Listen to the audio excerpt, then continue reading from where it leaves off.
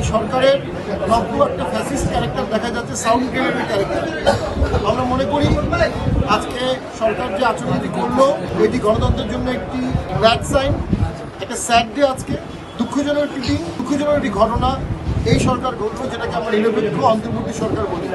জাতীয় পার্টি প্রশাসনকে সবসময় সহযোগিতা করেছে, পুলিশকেও সবসময় সহযোগিতা করেছে। এরপরও আমাদের প্রতি অন্যায়টি করা হলো, এতে আমাদের নেতাকর্মীর হৃদয়ে রক্তক্ষরণ হচ্ছে। আমাদের প্রায় 20 জনের মতো আহত হয়েছে, তার মধ্যে 5-6 জন খুব গুরুতর আহত হয়েছে, তাদের সেলাই দেওয়া হচ্ছে, রক্ত ঝরেছে। প্রায় 12 জনের মতো অ্যারেস্ট হয়েছে, আটক হয়েছে। আমি পুলিশকে বলবো এই দ্বন্দ্ব বাড়ানোর কোনো মানে হয় না। আপনাদের সাথে আমাদের কোনো ব্যক্তিগত দ্বন্দ্ব নেই। আমরা আপনাদের বিরুদ্ধে জিহাদ যুদ্ধ ঘোষণা করতে চাই না। আপনারা আমাদের আটক ব্যক্তিদেরকে ছেড়ে দেন, তারা নিরীহ কর্মী।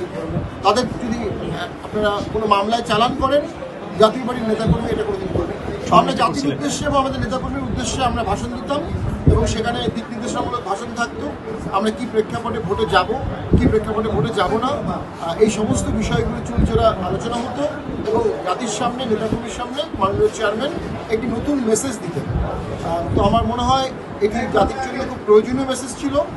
পুরো বিষয়টির মধ্যে আমরা গভীর ষড়যন্ত্র দেখতে পাচ্ছি। বর্তমান সরকার গুটি কয়েক দলের সরকার হয়ে যাচ্ছে।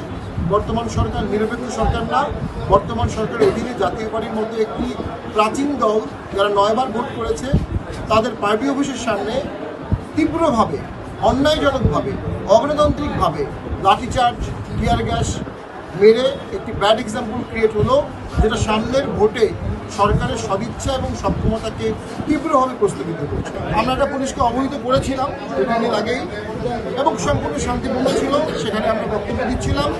বক্তব্যের এক ফাঁকে পুলিশ আমাদেরকে মিটিংটি শর্ট করতে বলে। আমরা শর্ট করছিলাম। এই অবস্থায় পুলিশ আমাদেরকে বলে যে আমাদের উপর আঘাত আসতে পারে। আমরা বললাম আমরা আমাদের উপর আঘাত আসতে পারি দেখি না। পুলিশ যারা আঘাত করতে চেয়েছে, আমাদের উপর আক্রমণ করতে চেয়েছে, তাদেরকে প্রতিরোধ না করে উল্টো আমাদেরকে জল কামান ব্যবহার করে সাউন্ড গ্রেনেড দিয়ে আমাদেরকে ওখান থেকে সরিয়ে দিয়েছে। আমরা আইন মেনে নিয়ে পুলিশকে সহযোগিতা করে ওখান থেকে সরে এসেছি। পুলিশ প্রচুর চেয়ার ভেঙেছে, আমরা ভিডিও দেখলাম। এই চেয়ার ভাঙার আমি কোনো যৌক্তিক কারণ পাই না। পাশাপাশি আজকে পুলিশের আচরণ অবিবেচনা প্রসূত এবং এর ফলে অনেক মানুষ পদদলিত হতে পারত।